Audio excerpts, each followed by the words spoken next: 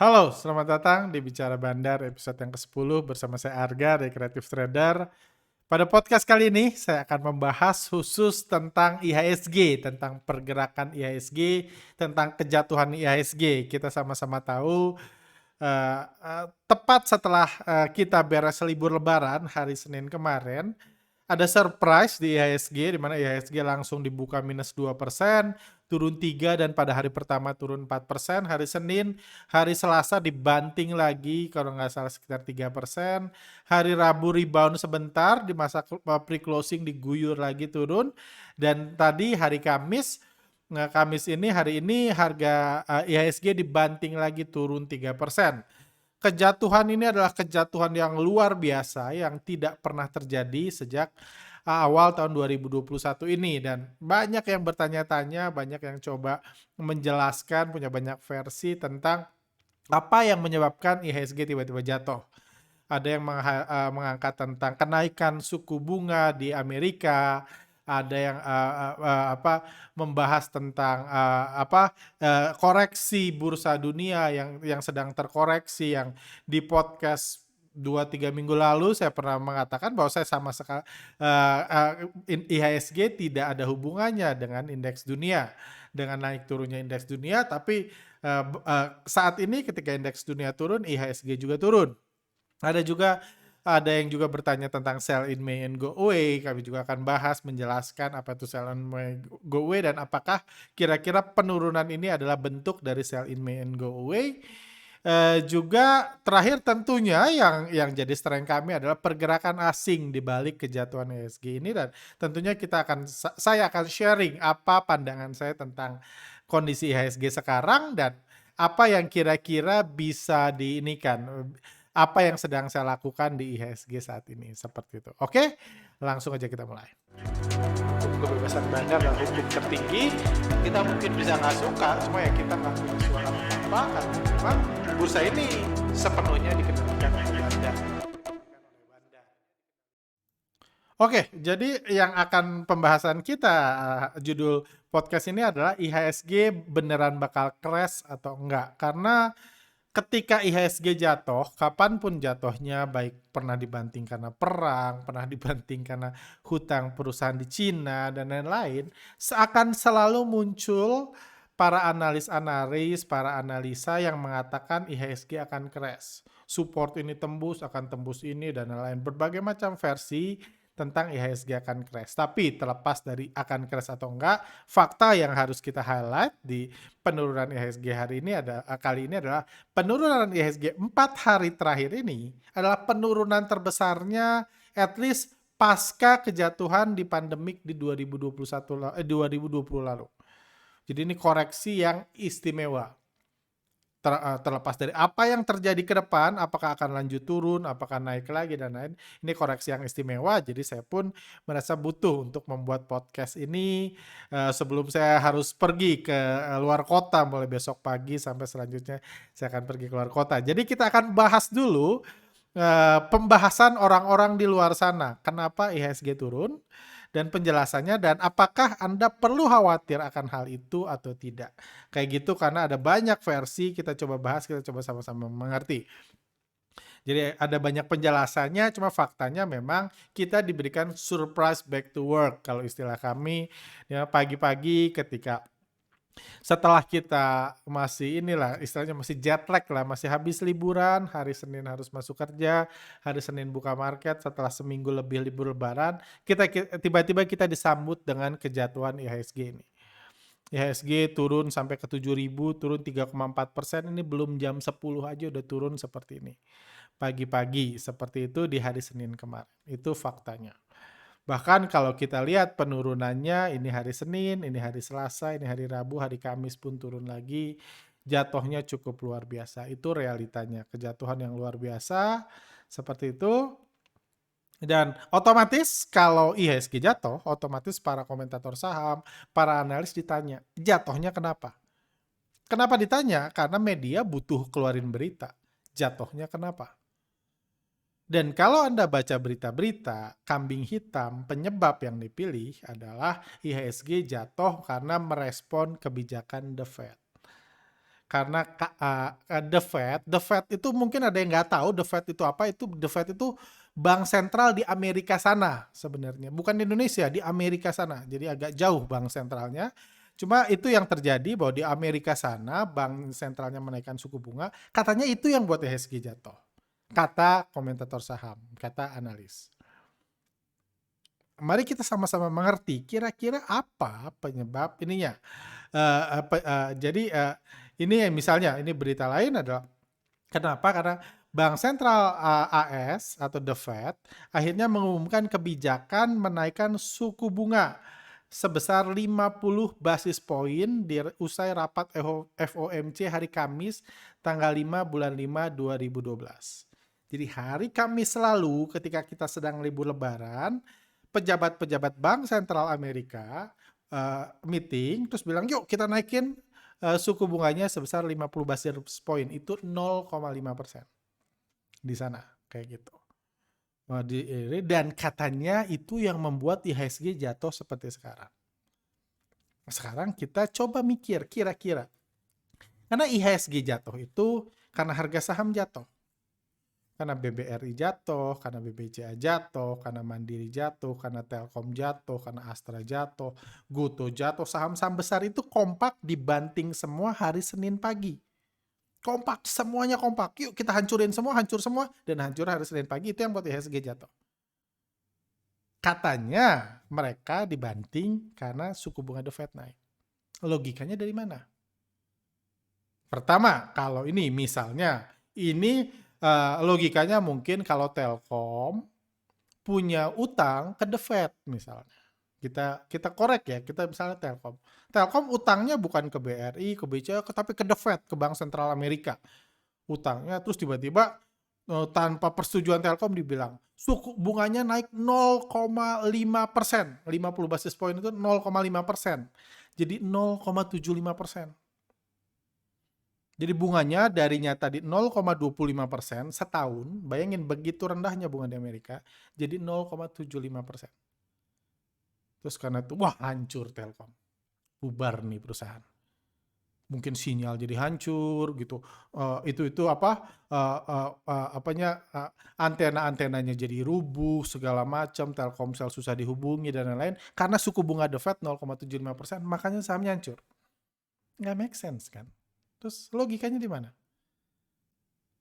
Ada yang bilang, oke, itu nggak masuk. Berarti kalau Telkom nggak masuk juga BRI nggak masuk, Mandiri nggak masuk, Astra nggak masuk, Goto nggak masuk.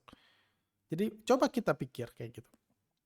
Terus dari 0,25 jadi 0,75, dari 0,5 ke 1.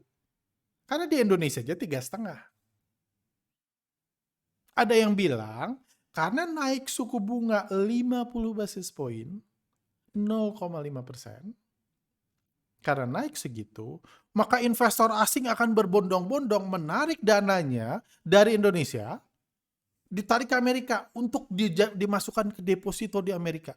Karena bunga deposito di Amerika ada 0,75%. Gila apa? Karena 0,5%, karena perbedaan 0,5%, tadinya dia invest di Indonesia, sekarang gue mau invest di Amerika aja.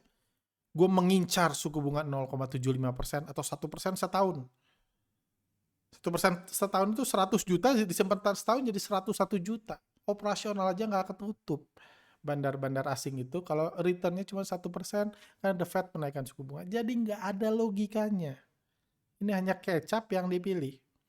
Kenapa? Karena asing memberikan surprise, analis pun bingung. Walah mati gue. Baru gue balik kantor udah ditanya kenapa IHSG jatuh. Carilah, wah suku bunga The Fed dinaikin. Kalau pada saat itu di meeting hari Kamis ini suku bunga The Fed diturunin juga akan dibilang, oh karena suku bunga The Fed diturunin. Makanya IHSG jatuh. Sama-sama turun kan? IHSG turun, suku bunga The Fed diturunin sama aja. Itu kecap-kecap biasa aja.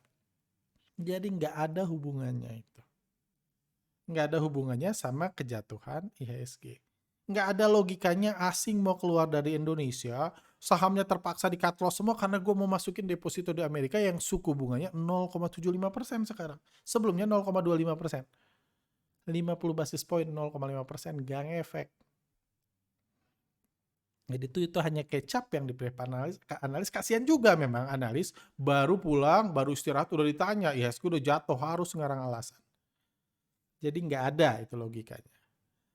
Nah, dan menariknya lagi, kalau kita backtest, tarik ke belakang, bahwa berita kenaikan suku bunga The Fed ini itu udah ada tanggal 4 Mei. Kalau kita tarik ke belakang lagi, ini kalau kita googling kenaikan suku bunga The Fed, ini yang di atas April tanggal 18. Sinyal The Fed naikkan suku bunga 50 basis poin di bulan Mei. Itu April udah dikatakan itu. Bahwa nanti bulan Mei suku bunga The Fed akan dinaikkan 50 basis point. Itu bulan April. IHSG gimana April? Baik-baik aja. Ini sebelum libur lebaran.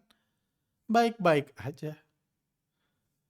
Ada yang bilang The Fed akan naikkan suku bunga, akan terus naikkan suku bunga. Ini berita Maret tahun 2002, Maret 2022, 20 Maret 2022.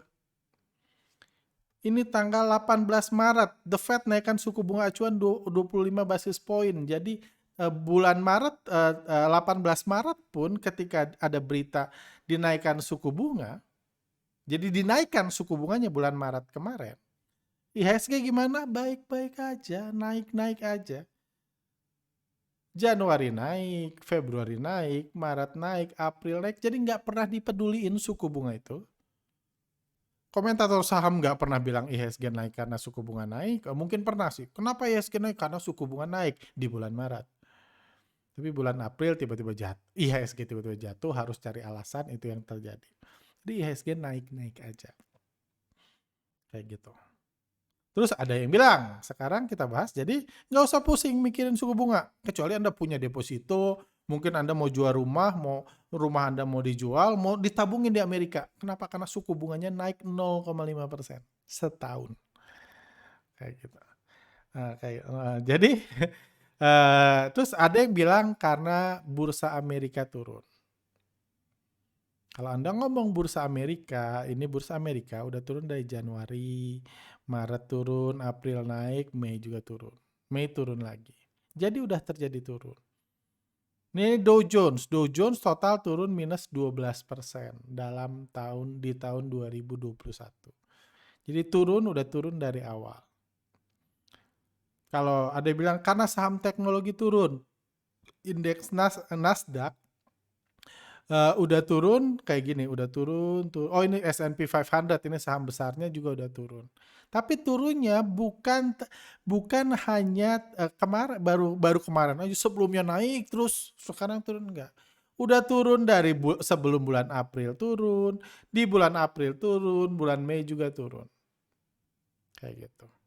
Ketika bulan Januari turun, Februari turun, Maret turun, April turun, IHSG gimana? Naik-naik aja. Jadi kenapa IHSG turun? Ketika IHSG turun sekarang akan dihubungkan sama bursa Amerika turun. Sementara pas naik nggak dihubungkan nih. Nggak pernah dihubungkan, nggak pernah dihubung, bursa Indonesia naik karena bursa Amerika turun. Atau karena bursa Amerika naik, bursa Indonesia naik, nggak ada yang hubungin kan. Udah dari awal tahun, ini sekarang kita udah bulan Mei, udah hampir setengah tahun, kayak gitu. Alasannya sama. Karena udah turun, harus dicari alasan. Itu ini aja. Jadi pasti bukan karena kenaikan suku bunga. Kalau Anda yang mengerti ya. Kalau Anda orang bisnis, Anda orang pernah nabung, Anda tahu bedanya setengah persen itu nggak akan merubah strategi investasi Anda. Orang yang kerjanya tadinya buat rumah, jual beli rumah, karena naik setengah persen ya udah gue tutup bisnis rumah gue masukin semua ke bank karena bunganya naik 0,5%, 50 basis point, nggak ada yang kayak gitu. Asing pun nggak kayak gitu. Jangan menganggap asing itu sebodoh itu sampai harus pulang ke Amerika karena ada naik 50 basis point, jadi sahamnya di Indonesia harus dijual semua. Enggak seperti itu. Cuman terlepas dari bukan karena kenaikan penurunan indeks Amerika, karena indeks Amerika udah turun sejak lama, bukan karena kenaikan suku bunga, karena suku bunga Maret naik, ya IHSG tetap naik. Ada berita bulan April suku bunga naik, suku bunga akan naik bulan Mei, IHSG tetap naik bulan Mei.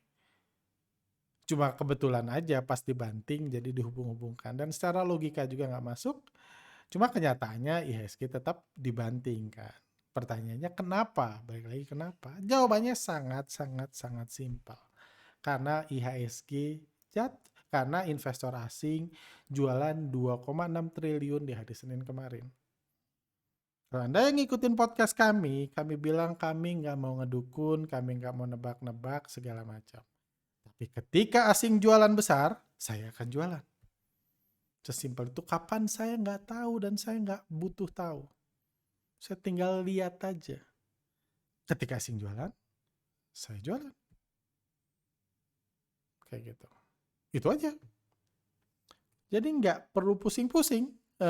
Nggak perlu pusing-pusing ini kita asing jualan tuh. Kalau di sini, jadi saya nggak akan khawatir. Saya nggak pernah khawatir sama perang Amerika, sama suku bunga, sama hutang Evergrande, sama saya nggak pernah khawatir selama asing masuk. Karena faktanya, mau suku bunga naik atau Dow Jones turun, kalau asing masuk ya IHSG naik. Karena cuma asing yang mempengaruhi. Yang lain nggak ada. Yang lain cuma kecap-kecap penghias saja. Kalau asing jualan, langsung turun. Kita lihat, ini penjualan asing di sini, ini 2,6 triliun ini terbesar kedua sepanjang sejarah. Terbesarnya itu waktu kejatuhan IHSG di masa pandemik itu terbesar pertama, ini terbesar kedua sepanjang sejarah. Hari Senin kemarin. Jadi jelas bukan main-main. Apa alasannya jualan? Kita bisa nebak-nebak, asing cuma ketawa. Seru banget lu nebak. Gue yang jualan. Kita setengah mati berdebat di sini 7 hari 7 malam, asing Selasa depan beli lagi pun bisa. Ya lu tebak kenapa gue jualan, gue beli lagi, selesai. Asing mah bebas.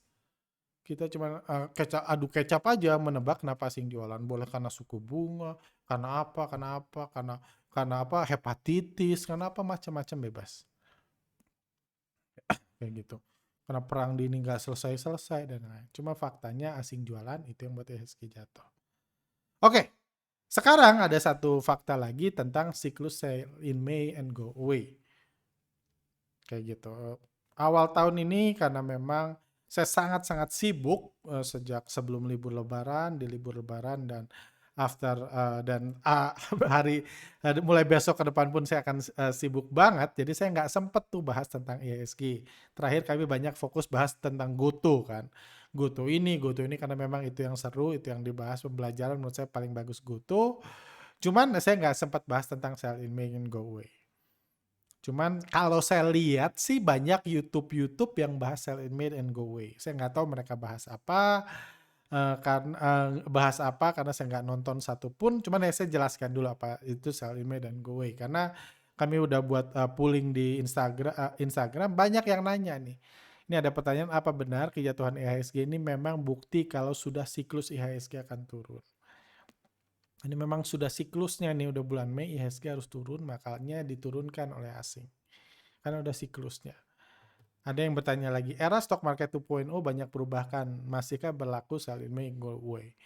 Jadi karena ada jargon kan, jual bulan Mei dan pergi jauh-jauh dari bursa saham. Oke, sebelum saya jawab, saya tunjukkan risetnya. Saya jelaskan dulu sell in May go away, just in case Anda nggak ngerti. Kayak gitu. Jadi fenomena sell in May go away ini berasal dari riset yang dilakukan analis Amerika yang menemukan faktanya kinerja bursa saham di bulan Mei sampai Oktober. Jadi itu hal pertama yang Anda harus dilakukan, yang harus jelaskan ini bukan sedang mengatakan bulan Mei bursa dunia biasanya jatuh. Bukan. Karena bulan Mei bukan bulan terburuk untuk IHSG dan bukan untuk bursa dunia. Tapi riset menunjukkan periode Mei sampai Oktober kinerjanya hampir selalu lebih buruk dari November sampai April. Mei sampai Oktober, jadi 6 bulan, Mei sampai Oktober itu lebih buruk dari November sampai April. Seberapa buruk itu ini ada risetnya. Jadi ada riset yang ada riset beli ini kan di November sampai April Ini misalnya kalau November sampai April itu kan yang lebih baik itu November sampai April. Jadi kalau Anda invest $1.000 di S&P 500 dari tahun 1950 sampai 2012. 1950 sampai 2012 itu jadi metodenya sederhana. Tanggal 1 November, kan November sampai April. Tanggal 1 November Anda buy S&P 500. Atau Anda bisa buy IHSG kalau di Indonesia. Beli bursa Amerika, buy S&P 500 di 1950, 1 November 1950 Anda buy, 30 April 1951 Anda sell. Jadi memasuki bulan Mei Anda sell. Sell in May and go away, pergi. Sampai kapan? Sampai 1 November. 1 November Anda buy lagi. Sampai kapan? Hold terus 30 April Anda jual lagi. Sell in May and go away lagi sampai itu. Kalau Anda lakukan konsisten itu terus, dari tahun 1950 sampai 2012, kalau Anda mulai 1950 di $1.000, hasil investasi Anda menjadi $74.000. Naik 74 kali lipat.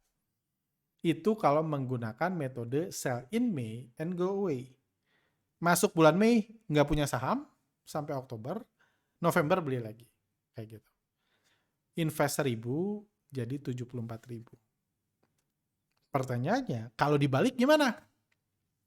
Buy in May atau sell in November, sell in November, buy-nya bulan Mei, buy in May. Jadi bulan Mei justru kita beli simpan sampai Oktober, November kita jual. November jual terus, April beli lagi Mei. Kalau dibalik, hasilnya sangat mengagetkan. Kalau Anda buy 1 Mei, jual 31 Oktober, di S&P 500, modal $1.000, disimpan 62 tahun jadinya $1.032. Modal 1.000, satu jadi 74.000. Pakai beli 1 November jual April, satu jadi $1.032 dari 1950 sampai 2012. Dari riset inilah muncul fenomena bursa di bulan Mei sampai bulan Oktober itu hancur-hancuran. Ya udah kalau gitu daripada pusing-pusing trading, bulan Mei kita jual, terus jangan pegang saham sampai Oktober, November beli lagi. Itu risetnya, itu terbukti di Amerika. Apakah itu terbukti di Indonesia? Kami pernah lakukan riset. Jadi kita pakai dari 1984 sampai 2015. Ada satu metode beli 1 November, jual 30 April, ada beli 1 Mei, jual 31 Oktober. Oke, kita ini dulu di IHSG, anggaplah kita buy, ini kita pakai metode buy and hold aja. Beli tahun 1984, jual 2015. Dari ini setiap tahun 31 tahun IHSG naik 21 kali. Kalau Anda invest 100 juta di IHSG tahun 1984, jadinya 5,4 miliar. Itu IHSG naik dari 80 sampai 5.500. Itu kalau buy, simpen doang, nggak di sell in May, nggak sell Oktober, cuman di buy, disimpan terus sampai 2015. Kalau Anda beli IHSG. Itu performance-nya biar Anda ngebayangin. Terus gimana kalau sell in May go away? Kalau beli 1 November, jual 30 April dalam 31 tahun, kalau Anda invest 100 juta jadinya 5,8 M. Jadi lebih besar malah. Kalau buy and hold, itu Anda dapat 5,4. Kalau buy and ini, Anda dapat 5,8. Jadi benar dari November sampai April, IHSG cenderung naik dan 100 juta jadi 5,8 M. Gimana kalau dibalik? Sell in May on go away. Buy in May.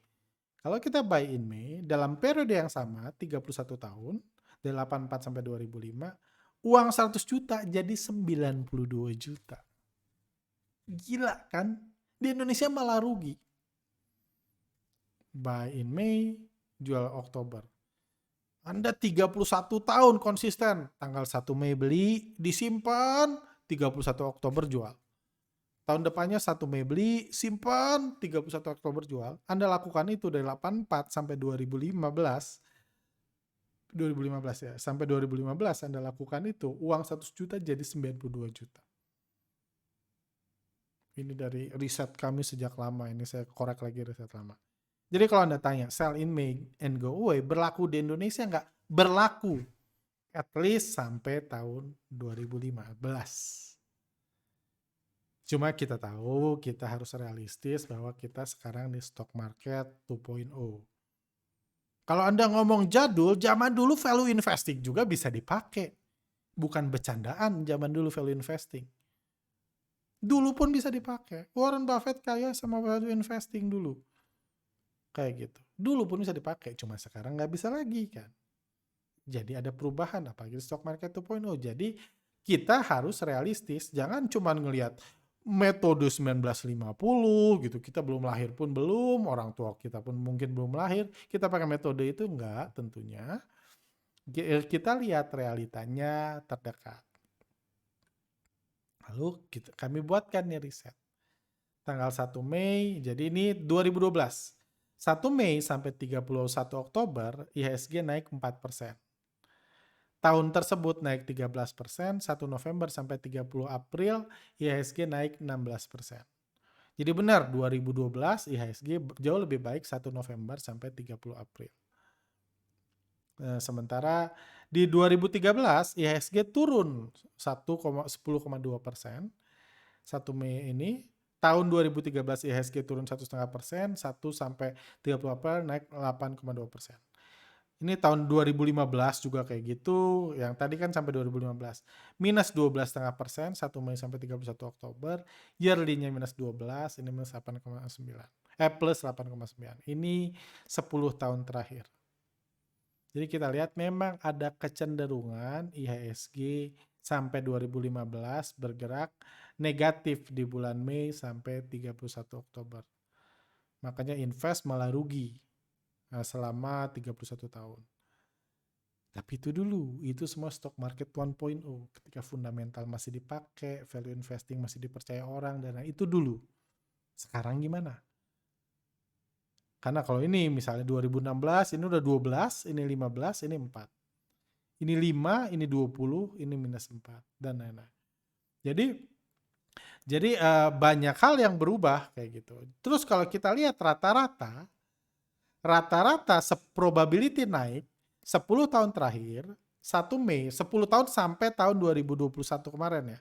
Sampai 2021 kemarin, sampai 2022 ini kemarin sampai April sampai 31 April kemarin. Dalam 10 tahun terakhir itu IHSG punya probability naik 60%. Artinya 6 kali naik, 4 kali turun di 1 Mei sampai 31 Oktober. Tahunan juga dalam 10 tahun terakhir IHSG 6 kali naik, 4 kali turun. 1 November sampai 31 April 70%, 10 tahun terakhir. Tapi kalau 5 tahun terakhir kita ngomong sama-sama 60%. 5 tahun berarti 3 kali naik, 2 kali turun. 5 tahun terakhir, 3 kali naik, 2 kali turun, 3 kali naik, 2 kali turun. 5 tahun terakhir. Dalam 3 tahun terakhir sama-sama 6,7%. 2 kali naik, sekali turun. 67%, 2 kali naik, sekali turun, 2 kali naik, sekali turun. Jadi probability-nya 5 tahun dan 3 tahun terakhir sama aja. Kalau Anda percaya bursa saham berubah. Karena realitanya kinerjanya jadi berubah nih.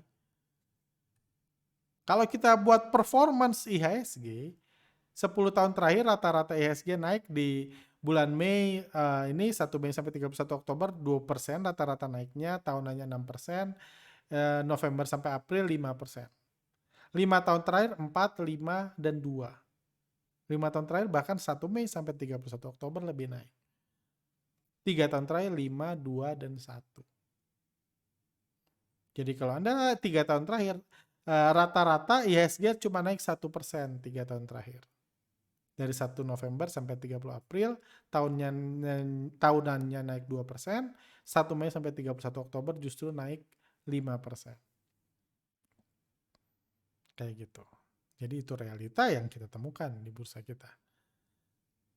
Jadi, apakah Anda harus takut sell in May go away? Saya nggak merasa Anda harus takut kalau yang ditakutkan cuma sell in May go away. Karena at least kebiasaannya sudah berubah 5 tahun terakhir. Kalau optimis tahun ini akan terjadi lagi, good. Silahkan aja Anda jual. Harusnya Anda jual bulan April kalau Anda optimis. Kalau optimisnya sekarang bakal terjadi, udah telat, kan udah dibanting.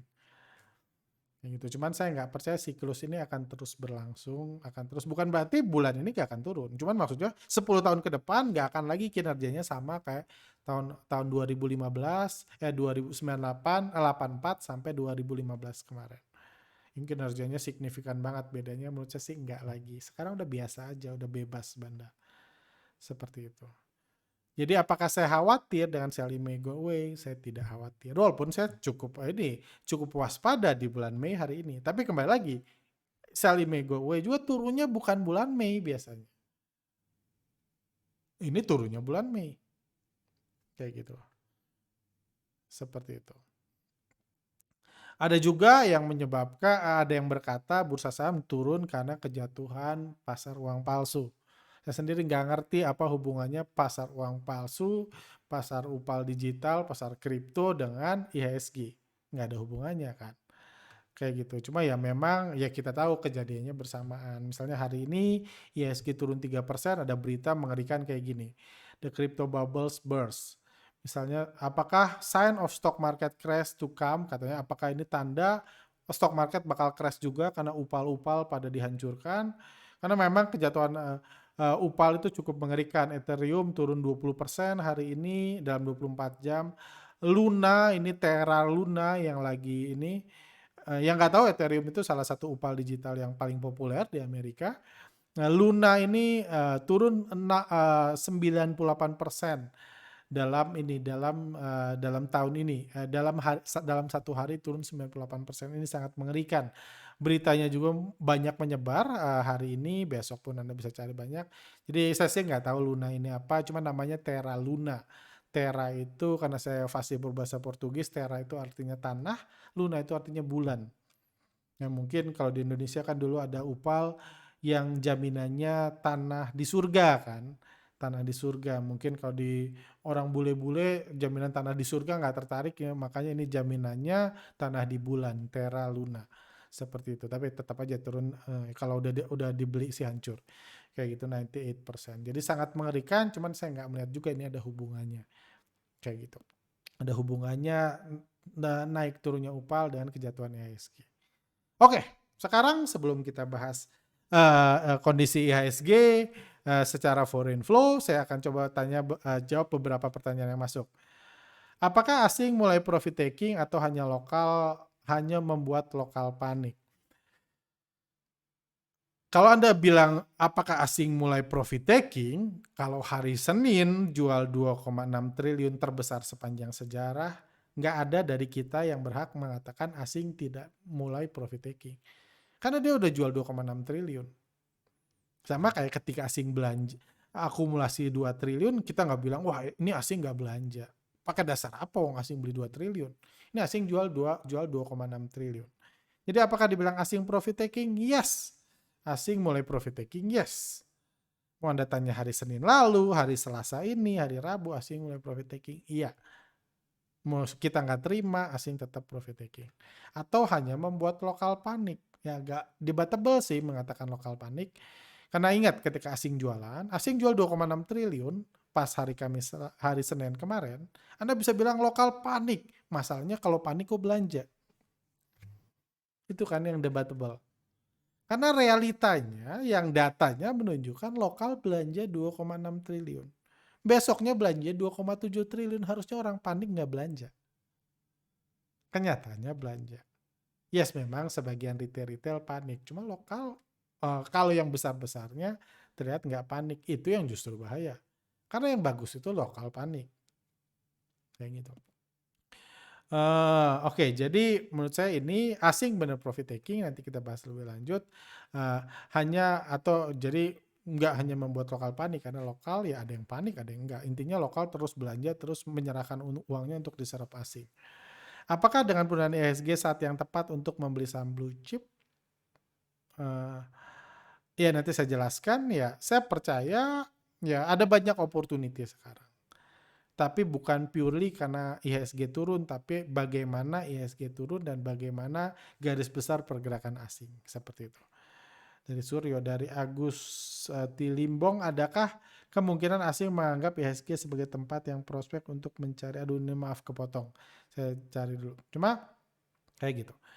Terus gimana pergerakan IHSG? Jadi kalau Anda yang ini yang follow Telegram kami, yang belum follow Telegram kami, Anda bisa lihat di sini di Creative Trader, ini ID-nya. Jadi kalau Anda yang belum follow, jadi kami sudah membahas. Ini pembahasan kami bulan ini.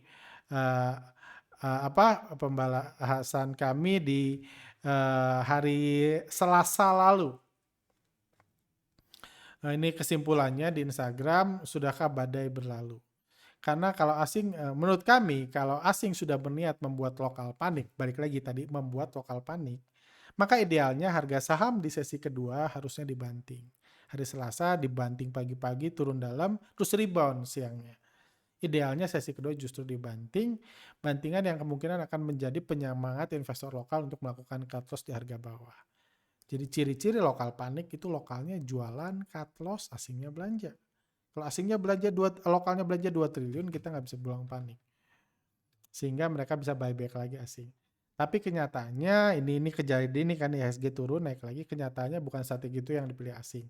Harga justru dibuat rebound dan terlihat optimisme investor lokal mulai pulih. Kalau lokal pulih, lokal yakin di tengah ini pada hari ini, maka kemungkinan uangnya siap diserap lagi oleh investor asing. Karena mau di bursa saham, mau di luar, kalau orang panik itu nggak belanja. Orang panik itu nggak ngeluarin dompet, bagi-bagi duit, itu bukan orang panik. Membiarkan uangnya diserap asing. Jadi ini melihat gabungan dua fakta ini, kami optimis rebound, tapi rebound tersebut justru akan memberikan tanda bahaya yang lebih besar. Ini hari Selasa lalu ya. Ini kesimpulan tanda bahaya yang lebih besar jika disertai dengan penyerapan dana investor lokal yang besar. Seperti terjadi 2 hari terakhir. Itu ini ya. Jadi meskipun rebound, berpotensi rebound dan Rabunya rebound, ini tanda bahaya kalau asingnya tetap jualan. Karena ini bukan tentang suku bunga, bukan tentang ini, bukan tentang selling may go away, ini tentang asing jualan. Kayak gitu. Dan hari ini nanti saya jelaskan lebih detail habis ini. Hari ini kami di Instagram kami post saham pakai teori anak SD. Jadi kami mengatakan penurunan IHSG sesi 1 minus 2,12%, asing jualan 320 miliar, tapi kami anggap ini perpaduan yang menarik. Kami anggap ini jadi menarik, jadi beli, bahkan sesi 2 kami share juga, kami membeli salah satu dari saham ini meskipun asing masih jualan.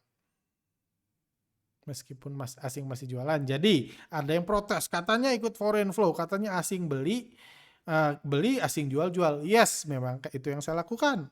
Hari Senin lalu. Asing jual, saya jual. Saya panik nggak panik, tapi saya profit taking. Kenapa? Karena pagi-pagi sebelum jam 10 asing udah hampir jualan 1 triliun. 6 bulan terakhir nggak pernah asing jualan 1 triliun dalam 1 hari. Ini jam 10 pagi udah hampir 1 triliun jualan. Apakah asing terus jualan? Nggak tahu. Tapi saya jualan. Kebetulan. Jadi ini pun saya nggak ngerti ya. Jadi alumni yang udah ikut kami dari lama, saya itu dikasih keberuntungan sama Tuhan. Jadi seringkali saya sebelum bursa jatuh, saya jualan duluan. Kenapa saya jualan? Bukan karena foreign flow. Karena kalau secara foreign flow bahaya, saya udah harusnya panik sebelum libur lebaran, karena tidak bahaya. Bukan karena darmologi, karena hoki doang, karena untung doang, dan karena jadwal liburan, saya nggak bisa lihat market atau nggak mau musingin market. Saya kasih contoh. Maret 2019. Kalau nggak salah itu Aprilnya IHSG jatuh 2019. Kenapa? 2019. IHSG jatuh dalam dan saya waktu itu full stock, full cash. Kenapa? Karena Maret 2019 itu saya merit. Saya nikah sama istri saya di Inggris karena keluarga saya tinggal di Inggris mayoritas. Saya nikah di Inggris, saya 1 bulan nggak lihat market, full 1 bulan. Persiapan nikah, persiapan wedding dan lain-lain, nggak lihat market. 1 minggu pertama adaptasi, beres-beres dan lain-lain di Indonesia. Dan ketika saya liburan itu IHSG rontok. Anda bisa lihat Maret 2019. Kayak gitu. Itu 2019. Saya jualan karena saya nggak mau kan, nggak lucu habis lagi ini lagi itu istri datang di pelaminan saya lihat market karena lagi jatuh kan saya nggak mau ngalamin gitu, harus trading jadi saya jual semua. Sebulan saya santai. Itu Maret 2019. Februari 2020 saya juga lagi liburan. Kemana? Ke Inggris juga. Kenapa saya liburan ke Inggris? Karena bulan Februari 2020 adik saya merit di Inggris. Liburan, ya saya datang ke weddingnya, udah itu saya sama istri liburan ke Maroko. Maret 2020. Sama, saya kalau liburan nggak mau pusing mikirin market. Saya jual aja semua saham. Anda tahu, Maret 2020 ketika saya di Maroko, ketika saya di Inggris, bursa rontok. Karena pandemi COVID-19 dan lain-lain hancur, market crash, terparahnya, saya cuma senyum-senyum. Waduh jatuh, aduh saya lagi liburan, maaf. Balik lagi, IHSG udah turun, rezeki doang. Saya nggak bisa bilang bandarmologi memprediksi, enggak, kebetulan doang. Kemarin, libur lebaran, ya memang saya nggak jual semua. Cuma libur lebaran kemarin itu saya sibuk nyiapin ini, sebelum lebaran dan libur saya pengen sibuk nyiapin itu ngatur duit startup yang nanti saya sharing, someday saya sharing lah ketika IHSG udah ini, sedang sibuk, saya pengen kerja dan sebenarnya saya pengen keluar liburan juga. Dan saya ya profit taking lah, ngambil duit dulu buat liburan kan, saya profit taking cuma 25%-an sih dari portfolio saya jual. Nggak ada feeling apa-apa, bakal surprise. Tapi pas kemarin hari Senin surprise, saya udah jual sebagian, saya jual lagi. Hampir 60%. Jadi kurang lebih 60% dari itu. Dalam kondisi jatuh, tentunya minus 3% saya jual. Karena asingnya jualan besar, kembali lagi ikut asing. Terus kapan saya masuk? Hari ini. Tadi sore saya masuk lagi. Kenapa saya masuk? Padahal asing masih jualan. Sekarang mari kita bahas IHSG-nya, kondisi IHSG. Garis besar IHSG. Jadi intinya sederhananya asing sudah masuk bulan Agustus, September, Oktober udah masuk terus. Masuk ini merata, bulan Desember merata, Januari asing masuk, Februari asing apapun beritanya ketika asing masuk IHSG naik. Ini pas sampai libur lebaran masih di sini tiba-tiba jatuh. Tiba-tiba ini outflow terbesar kedua sepanjang sejarah. Tuh Anda lihat. Cuma di sini ada outflow lebih besar sepanjang sejarah IHSG 31 triliun, 3,1 triliun. Ini ada outflow sangat besar hari Senin, Selasa sangat besar. Jadi asing udah jualan? Yes, asing sudah jualan. Profit taking. Tapi sudah jualan sama sudah habis barang itu dua hal yang sangat berbeda. Kalau sudah habis barang, itu foreign flow-nya harusnya sudah di sini. Kalau sudah habis barang. Yang dibeli September, Oktober, November, Desember, itu harusnya foreign flow-nya sudah di sini. Kenyataannya foreign flow-nya masih di sini. Karena ini rupiah yang keluar masuk di IHSG. Ini rupiahnya. Ini kan ini turun hari ini 700 miliar. Kemarin 876 miliar, ini 2,8 triliun, 2,6 triliun ini yang keluar, ini turun berapa triliun dari sini sampai sini itu turun sekian triliun. Kita lihat 4 hari terakhir outflow-nya Ini kita pakai sistem foreign flow 4 hari. Sorry. 4 hari terakhir outflow-nya asing udah jualan 7 triliun sejak hari Senin. 4 hari terakhir. Tapi asing kan bukan masuk 4 hari. Kalau kita hitung 10 hari terakhir, 10 hari ke belakang, berarti 6 hari sebelum libur lebaran, dan 4 hari setelah lebaran, asing jualannya cuma 90 miliar. Berarti pembelian 6 hari sebelum lebaran sudah dijual secara rupiah 4 hari setelah lebaran. Kalau kita 10 hari. Kalau kita 30 hari misalnya, ini angkanya, masih plus 16 triliun.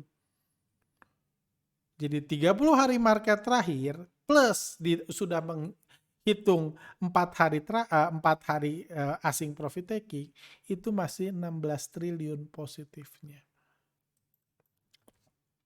Jadi apapun yang terjadi di luar sana, apapun alasannya, kita nggak tahu, kita bisa debat kusir 3 hari 3 malam untuk menyebutkan alasan asing jualan.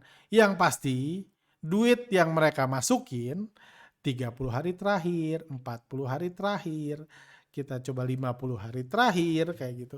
50 hari terakhir masih plus 33 triliun. Uang yang dimasukin 50 hari terakhir itu masih 33 triliun. Itu realitanya. Kenapa dibanting? Saya nggak tahu. Apakah karena The Fed? Ya silahkan debat. Yang pasti turunnya karena IHSG jualan. Karena The Fed mau naikin suku bunga 5.000 basis point pun kalau asing belanjanya 2 triliun, IHSG naik. Karena asing yang mutusin. Kayak gitu. Jadi kita nggak tahu, yang pasti foreign flow IHSG masih sangat di atas. Memang ini penjualan yang sangat besar, yes. Makanya saya nggak beli.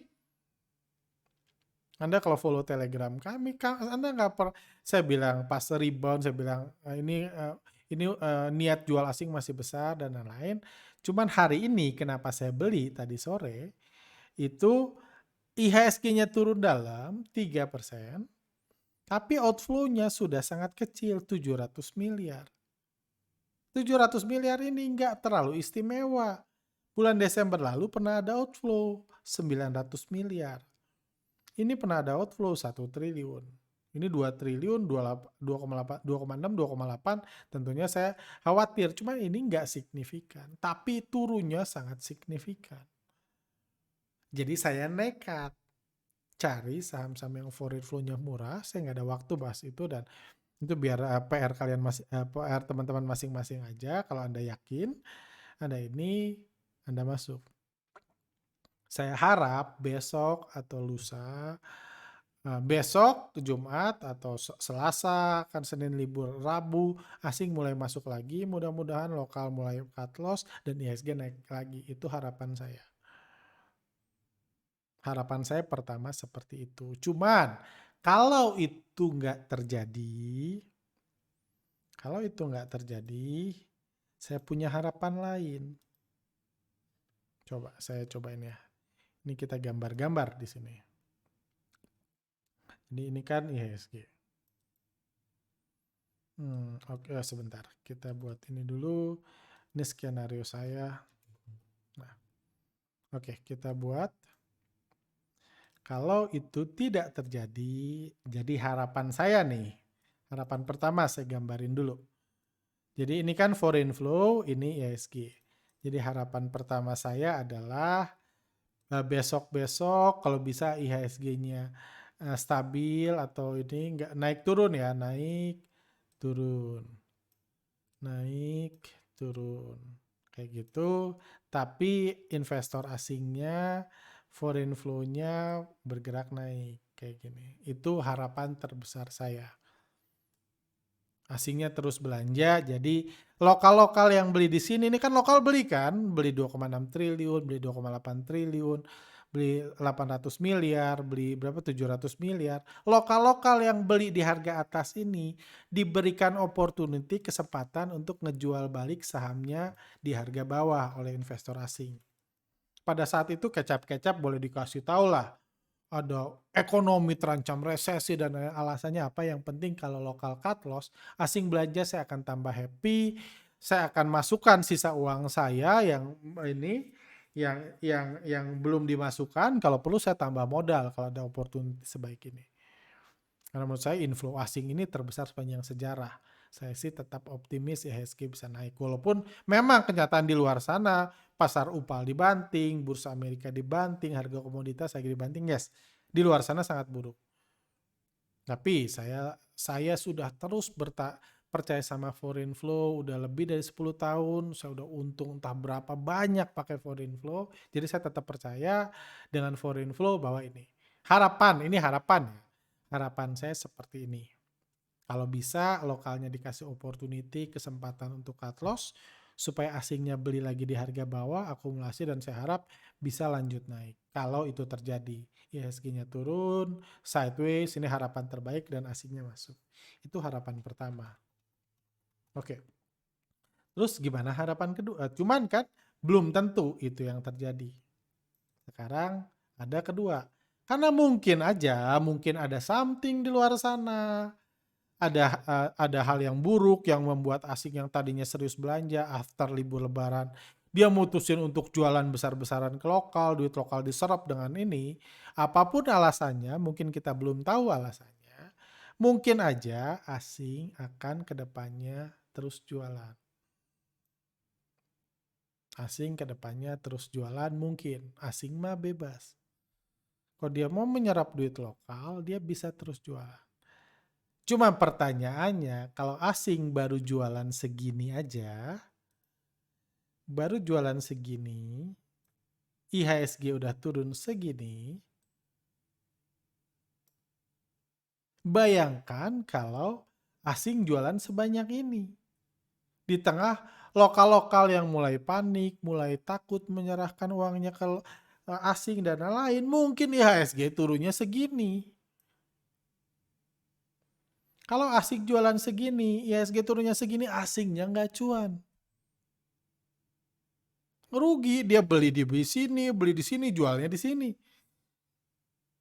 Sekarang mayoritas masih cuan karena asing belinya sejak September, sejak bulan September, ketika Anda masih musingin yang aneh-aneh, pandemik dan lain-lain, asing udah belanja sejak bulan Juli, sejak di sini. Tapi kalau turunnya sampai sini, asing baru jualan segini, ya nggak cuan asing. Dan saya percaya asing jauh-jauh ke Indonesia itu pengen cuan. Itu saya percaya. Mungkin ada yang nggak percaya, silahkan. Ada yang menganggap asing jauh-jauh ke Indonesia pengen rugi, ya silahkan. Kayak gitu. Cuman saya sih percaya asing pengen cuan. Jadi gimana caranya supaya asing bisa cuan? Ke depan, strategi yang saya nggak sempat bahas contoh-contoh kasus yang lama, terlalu panjang, saya bukan nggak punya waktu nyiapin. Strategi yang biasa terjadi adalah akan ada rebound seperti ini nih.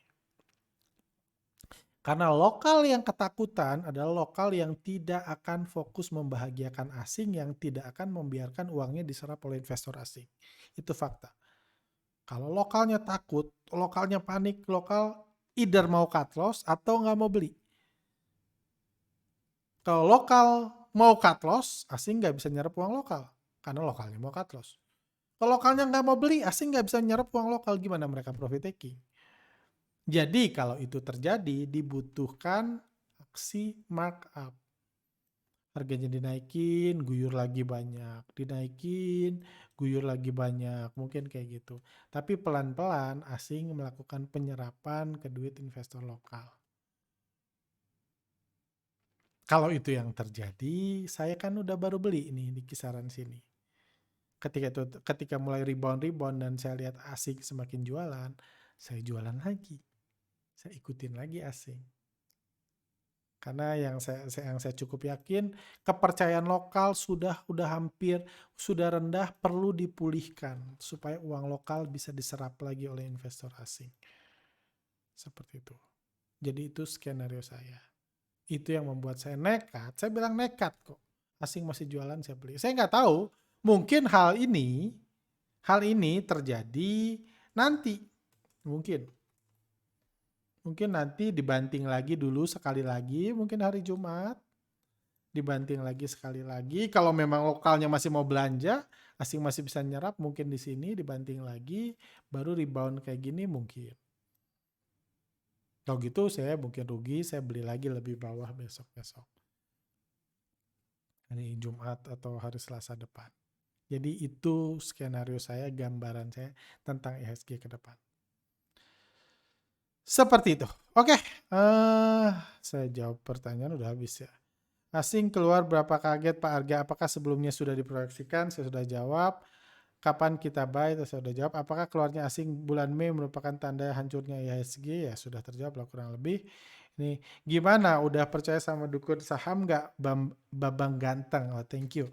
Terbukti kan ilmunya paling jos. Setelah dikasih warning, IHSG langsung crash. Sementara babang yang satu ini baru bilang crash setelah mulai crash.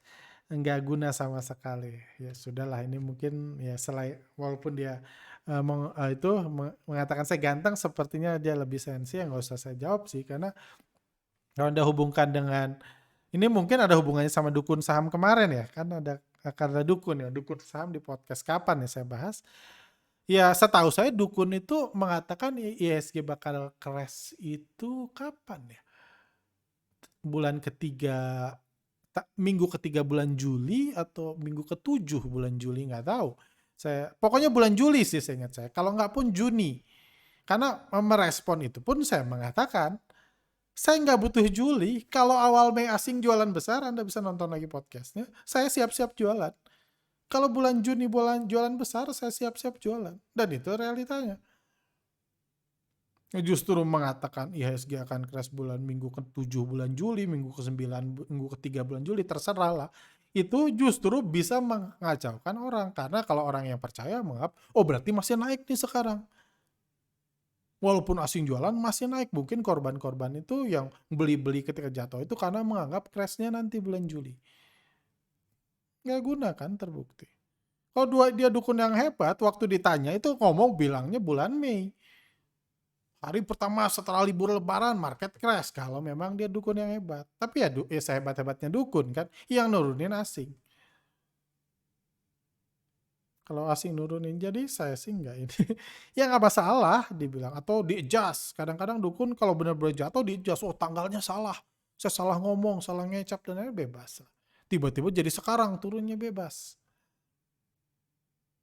Pas naik buat lagi alasan, bebas kayak gitu. Kadang-kadang salah tahunnya pun gua bilangin kan. Dibilangnya tahun 2018 crashnya 2022 dibilang 2020 gua bilangin juga apa market bakal crash. Padahal salah 2 tahun. Bebas sih. Kayak gitu. Lanjut, udah sejam ya. Apakah benar kejatuhan IHSG memang bukti kalau siklus turun udah dan asing ekonomi katanya bagus, IHSG kenapa? Apakah ini trik bakar lahan lagi ya Bang Arga?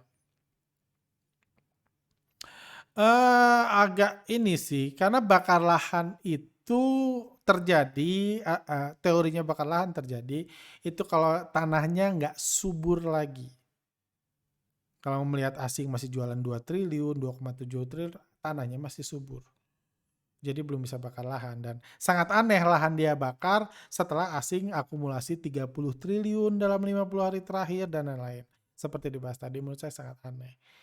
Jadi terlepas dari saya sendiri bingung, bantingan ini bukan cara distribusi yang ideal.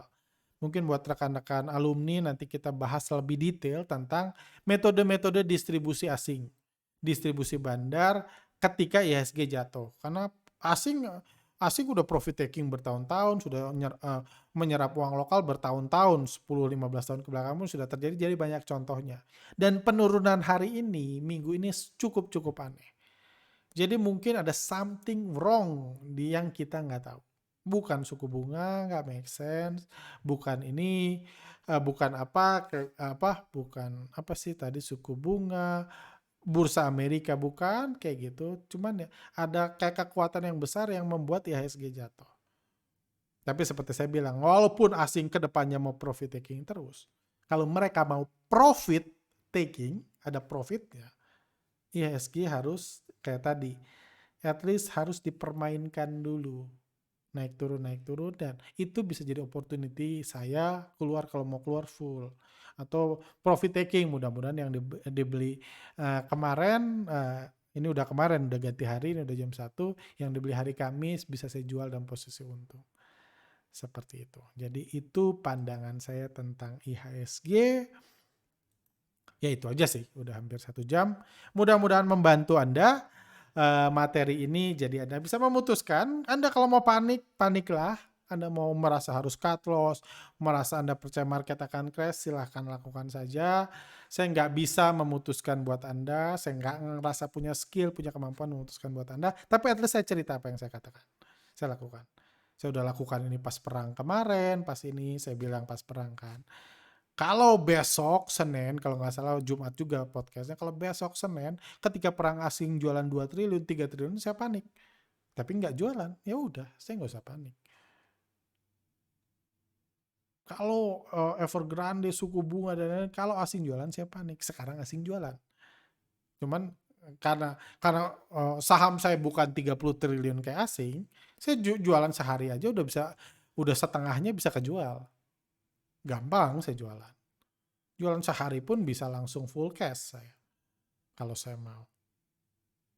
Seperti itu. Jadi saya udah cuman bengong, saya hari Selasa bengong, Rabu bengong. Kayak gini baru Kamis ini saya masuk lagi dan saya share. Ya mudah-mudahan saya besok, ini saya udah jam 1 malam lagi.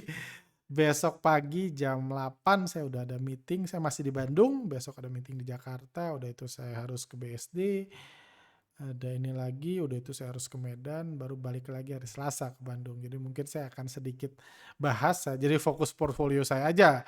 Saya ini, nah saya karena saya hanya libur sehari gitu, jadi saya nggak mau full cash dulu gitu. Jual semua saham, sayang juga kayak gitu, jadi saya malah belanja. Jadi saya mungkin nggak bisa banyak update posisi saya di Telegram atau Instagram ya. Kalau bisa saya update, kalau nggak tim lain aja yang buat konten. Tapi ya itu yang saya lakukan buat market. Jadi saya sampai detik ini karena nggak terbayang alasan asing apa, dan kalaupun asing mau paksa jual karena satu dan lain hal, menurut saya harusnya harapan lokal dipulihkan dulu, kepercayaannya dipulihkan dulu biar lokal bisa menyerahkan uangnya lagi untuk diserap. Karena apalagi sejak penurunan tadi mungkin udah banyak yang takut lokal, dan mungkin takut itu mereka mau cut loss. Seperti dibilang, kalau lokal ketakutan dan lokal cut loss, asing nggak bisa profit taking. Dan itu yang harus dipulihkan, dan momentum itu juga yang saya manfaatkan. Alasan saya beli tadi hari Kamis. Kayak gitu. Kalau turun lagi, besok Jumat saya turun lagi, saya beli lagi. Cuma ya kita lihat aja. Apakah ini jadi anomali paling besar sepanjang sejarah IHSG, di mana asing cut loss besar-besaran, kita lihat aja nanti. Cuma yang pasti penjualan asing sudah mereda, hari ini pun paling kecil dalam 4 hari terakhir, itu yang membuat saya cukup optimis, at least jangka pendek IHSG rebound. Kalau asingnya terus jualan ya saya keluar lagi. Seperti itu. Oke, itu aja dari saya. Stay safe buat rekan-rekan. Tetap tenang, jangan panik. Saya punya cerita banyak tentang kepanikan saya, paniknya yang buat rugi. Paniknya buat nekat, buat itu. Saya punya banyak cerita, cuman gak ada waktu buat saya cerita hari ini. Mungkin next time kalau IHSG terus-terus saya bahas lebih detail. Tenang aja. Ya, ini masih banyak opportunity, masih banyak kemungkinan IHSG akan rebound dalam waktu dekat. Dan kita lihat kalau benar tebakan saya akan rebound, kita lihat asingnya ngapain. Kalau asingnya jualan, itu mungkin opportunity Anda untuk ikut jualan juga. Oke, sampai sini sehat selalu. See you next time.